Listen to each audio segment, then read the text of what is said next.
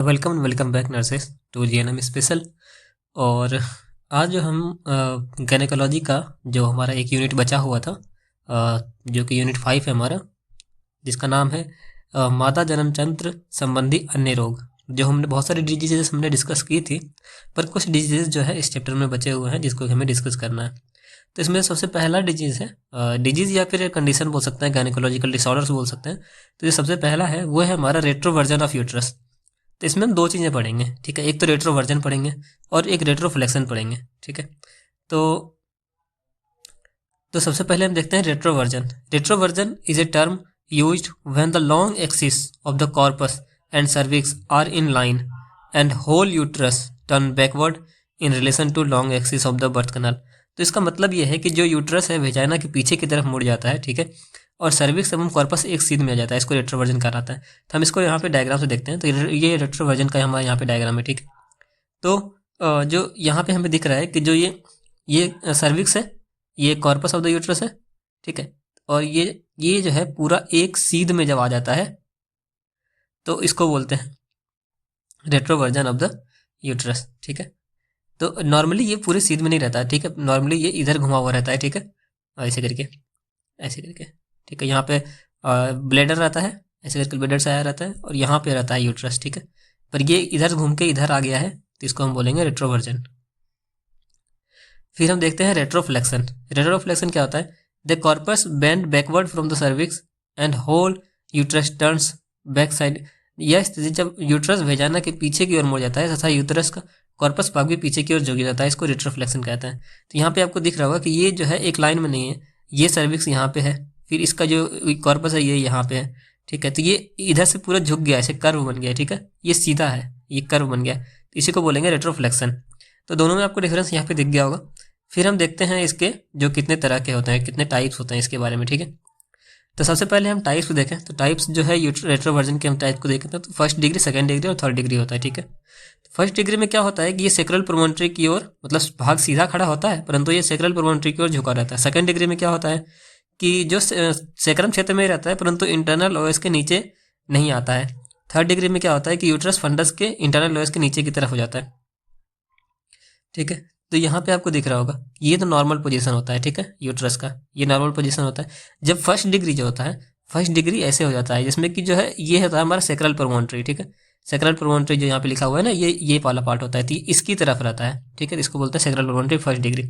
Second degree में क्या होता है कि ये नीचे की तरफ झुकता है, ठीक है, ये नीचे की तरफ तो झुक रहा है, परंतु जो ये जो है ना, ये जो हमारा इंटरनल ओएस होता है ना, यहाँ पे इंटरनल ओएस होता है, तो इसके ऊपर की तरफ ही रहता है, ठीक है। और ये जब थर्ड डिग्री हम देखते हैं तो ये जो होता है इसके नीचे की तरफ आ जाता है, ठीक है। यहाँ पे इंटरनल ओएस रहता है और इसके नीचे की तरफ ये आ गया है, ठीक है। इसको इस तरह सीधा में रहता है तो ये सेकंड डिग्री होता है, पर ये इसके भी नीचे आ गया तो ये थर्ड डिग्री। फर्स्ट डिग्री में सीधा ही रहता है परंतु ये सेक्रल प्रोमोन्ट्री की तरफ रहता है, ठीक है। तो इंटरनल ओएस के ये होता है इंटरनल ओएस, ठीक है, इंटरनल ओएस के नीचे की तरफ आ गया है यहाँ थर्ड डिग्री में, तो इसको बोलते हैं। तो ये first degree, second degree, third degree. Exam में इतना ज़्यादा डिटेल में नहीं पूछा जाता, आप इसको ऐसा भी लिख सकते हैं कि first degree, second degree, third degree होता है। और नॉर्मली रेट्रोवर्जन के बारे में जो ऑब्जेक्टिव क्वेश्चन है वही आता है। फिर हम इसके कारण के बारे में देखते हैं कि इसका कारण क्या होता है। कारण जो है पहले तो कॉन्जेनिटल हो सकता है, मतलब कि जन्मजात के जन्म से ही, शुरू से ही यूट्रस ऐसा ही है, तो एक तो ये कारण हो सकता है। दूसरा है कि परप्यूरियल इंजरी, जो बच्चे के जन्म देने के बाद जो है माता को अगर कोई इंजरी हो जाती है परप्यूरियल पीरियड में, तो उसके कारण से हो सकता है। फिर जेनेटल प्रोलैप्स, कि जेनेटल प्रोलैप्स भी हमने पढ़ा है, यानी तो हम रिवाइफरी में डिस्कस करेंगे इसको और अच्छे से। जेनेटल प्रोलैप्स में क्या होता है कि जो जेनेटल ऑर्गन होता है ना, जो यूट्रस वगैरह, वो वेजाइना के थ्रू बाहर आ जाता है किसी कंडीशन की वजह से, या तो डिलीवरी के टाइम पे हो जाता है या फिर किसी डिजीज कंडीशन की वजह से हो जाता है, तो उसको बोलते हैं। फिर होता है गर्भाशय में गांठ हो जाना, जो गर्भाशय में फिब्रॉइड्स वगैरह हो जाते हैं तो उसकी वजह से इसका जो है शेप बिगड़ जाता है। फिर होता है पेल्विक एडेशन। पेल्विक एडेशन में मतलब कड़ापन आ जाता है पेल्विक में, ठीक है।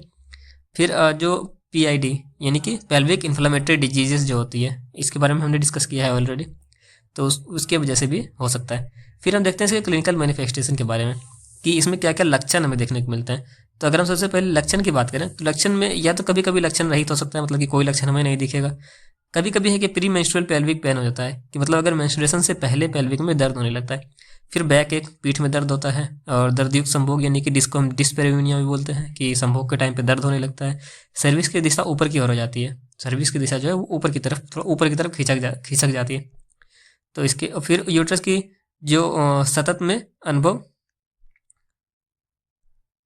यूट्रस की सतत में अनुभव, सततता में अनुभव होता है, ठीक है, सर्विक्स की सततता में अनुभव होता है। तो मतलब यूट्रस जो है सर्विक्स, यूट्रस सर्विक्स जो का जो मेल होता है ना, उसमें हमें मतलब कुछ अंतर देखने को मिलता है अंदर से, मतलब ऐसा लगता है टच करने पे। फिर मेंस्ट्रुअल एबनॉर्मलिटीज लाइक मेनोरेजिया और डिसमेनोरिया, मतलब कि दर्द युक्त मेंस्ट्रुअल पीरियड जो होता है, या फिर मेनोरेजिया जो होता है, मेंस्ट्रुअल कंडीशन वाले हमने चैप्टर में इसको डिस्कस किया है अच्छे से, आप चाहे तो उसको भी देख सकते हैं। मैं टैग कर दूंगा, अगर आप चाहें तो लिंक जो है आपको डिस्क्रिप्शन में आपको लिंक मिल जाएंगे, और जो अदर हमने डिस्कस किया है उसके ऊपर। फिर हम देखते हैं इसके डायग्नोसिस के बारे में। डायग्नोसिस में क्या करते हैं, सबसे पहले हम हिस्ट्री कलेक्शन करते हैं कि पहले के कभी ऐसा रहा है कंडीशन, या फिर किसी फैमिली मेम्बर को ऐसा रहा है, मतलब सारी चीज़ें हम जो हिस्ट्री कलेक्शन में हमने देखा है वो सारी चीज़ें हम करते हैं हिस्ट्री कलेक्शन। फिर जो है इसको चेक करने के लिए हम कॉल्पोस्कोपी करते हैं, ठीक है, कॉल्पोस्कोपी की मदद से हम जांच कर सकते हैं, या फिर वेजाइनल एग्जामिनेशन करते हैं उससे पता करते हैं, एक्सरे वगैरह करते हैं तो उससे पता करते हैं। फिर अल्ट्रासोनोग्राफी जो होता है उससे भी हम पता करते हैं। अल्ट्रासोनोग्राफी से हमें पता चल जाता है कि जो यूट्रस का वो कंडीशन क्या है। फिर ब्लड इन्वेस्टिगेशंस वगैरह भी हम करते हैं, कुछ ब्लड चेंजेस भी हमें देखने को मिलती है इसमें अगर देखते हैं। फिर रेक्टो वेजाइनल एग्जामिनेशंस वगैरह हम करते हैं तो उससे पता चलता है हमें कि रेक्टम और वेजाइनल दोनों का एग्जामिनेशन करके हम पता कर पाते हैं यूट्रस का पोजीशन को। फिर देखते हैं हम इसके मैनेजमेंट के बारे में। अगर हमें पता चल गया, हमने डायग्नोसिस कर लिया, सब कुछ हमें कंफर्म हो गया, अब हम मैनेजमेंट कैसे करेंगे, या फिर मैनेजमेंट में सबसे पहले हम देखते हैं इसका प्रिवेंशन, कि इसका प्रिवेंशन करने के लिए हम क्या क्या चीज़ें कर सकते हैं। प्रिवेंशन करने के लिए जो यूट्राइन रिस्टोवर्जन की जो प्रिवेंशन करने के लिए सबसे पहली चीज़ जो हम कर सकते हैं वो होता है यूरिनरी ब्लैडर को रेगुलरली खाली करने के लिए कहना। इसके लिए योगी को यूरिनेशन करने के लिए कहता है कि जो यूरिनरी ब्लैडर है ना वो हमेशा हमेशा हमारा खाली रहना चाहिए, मतलब कोशिश करना चाहिए कि मतलब जब यूरिन के लिए हमें अर्ज हो तो हम जाके खाली कर लें, रोके नहीं यूरिन को। फिर दूसरा जो है वो होता है पेल्विक एग्जामिनेशन करने से पूर्व ब्लैडर को एम्प्टी किया जाना चाहिए, कि जब भी हम पेल्विक एग्जामिनेशन करते हैं, कोई भी फीमेल का जब पेल्विक एग्जामिनेशन वगैरह किया जाता है तो उससे पहले हम उन्हें ब्लैडर को एम्प्टी करने के लिए कहा जाता है। फिर पेल्विक क्षेत्र में किसी प्रकार का ट्यूमर होने पर इसका उचित उपचार करना चाहिए, किसी प्रकार का ट्यूमर होने होता है तो हमें सही से उपचार इसका करवाना है। फिर परप्यूरियम के दौरान रेट्रोवर्जन की संभावना अधिक रहती है, क्योंकि उस टाइम पे डिलीवरी हुई रहती है, यूट्रस जो है उस टाइम पे कमज़ोर रहता है, क्योंकि यूट्रस बहुत बड़ा हो जाता है ना, जब बच्चे का ग्रोथ हो रहा होता है यूट्रस में तो बहुत बड़ा हो जाता है, फिर वो सिकुड़ के छोटा होता है, अपने पुराने स्थिति में आता है, तो उसके लिए टाइम लगता है। उस टाइम पे जो उसकी टोनिसिटी रहती है, जो यूट्रस का टोन रहता है वो भी थोड़ा कम रहता है, तो उस वजह से हम जो है परप्यूरियम में इस संभावना जो है ज़्यादा रहती है। इसलिए पेल्विक क्षेत्र के मसल को स्ट्रांग बनाने के लिए हम उस टाइम पे रेगुलर जो है पोस्ट नेटल एक्सरसाइज करने के लिए बोलते हैं, इसमें कीगल एक्सरसाइजेस वगैरह जो इंक्लूड होती है, तो वो सारी एक्सरसाइजेस हम करने के लिए बोलते हैं ताकि ऐसी ऐसी संभावना ना बने। फिर जो है परप्यूरियम के आरंभ में जो 2 से 4 सप्ताह में रोगी को प्रतिदिन कम से कम 1 घंटे के लिए प्रोन पोजीशन में लेटने के लिए कहा जाता है। तो प्रोन पोजीशन आप लोगों को पता है पोजीशन वाले चैप्टर में, कि सीधा जो लेटता है उसको प्रोन पोजीशन बोलते हैं। तो मतलब जो उल्टा लेटते हैं, ठीक है, सुपाइन जो सीधा लेटते हैं, ठीक है, ऐसे सीधा लेटते हैं आराम से पैर फैला के, तो उसको बोलते हैं सुपाइन पोजीशन। प्रोन पोजीशन मतलब कि उल्टा लेटते हैं, ठीक है, ऐसे करके उल्टा लेटते हैं, ठीक है, उल्टा लेटते हैं ना तो उसको बोलते हैं प्रोन पोजीशन। तो उल्टा लेटना चाहिए, मतलब पेट के बल जैसे बोलते हैं लेटने के लिए। तो वैसे कम से कम 1-2 घंटे के लिए, 1 घंटे के लिए कम से कम जो डेली कहते हैं लेटने के लिए उल्टा। फिर हम इसकी बात करते हैं ट्रीटमेंट की। प्रिवेंशन तो हमने देख ली कि हम इसको होने से कैसे रोक सकते हैं। फिर हम बात करते हैं इसके ट्रीटमेंट की। ट्रीटमेंट में जो है सबसे पहले इसमें जो है एक चीज़ किया जाता है, इसको हम बोलते हैं पैसरी, ठीक है। पैसरी क्या होता है, एक रबड़ की सहायता से, एक कॉइल्ड रबड़ होता है, इलास्टिक डोरी होती है, जिसको कि वेजाइनल एग्जामिनेशन के साथ टाइम पे और सर्विस के इंटीरियर पोस्टीरियर भाग पर लगा के उसको ऊपर की तरफ खींचते हैं। यहाँ पे आपको इमेज मैंने इसलिए लगा के रखा है, देखिए यहाँ पे इमेज में आपको दिख रहा होगा कि यहाँ पे देखिए पैसरी को अंदर डाला गया है, ठीक है, पैसरी को अंदर डाल के फिर यहाँ पे जो नीचे फंसाया गया, नीचे फंसा के फिर सीन में देखिए यहाँ पे फंसा के उसके बाद जो है इसको ऊपर की तरफ खींचते हैं, ठीक है। तो ये जो इधर घुमा हुआ है, ठीक है, यूट्रस पहले इधर घुमा हुआ है, जबकि रहना चाहिए इसको इधर की तरफ घुमा हुआ है, इसे ऊपर। तो यहाँ पे घुमा के जब इसको ऊपर की तरफ खींचते हैं तो ये देखिए यहाँ पे ऊपर की तरफ आ जाता है, ठीक है। तो इस तरह से इसका पोजीशन जो है वो सही होता है।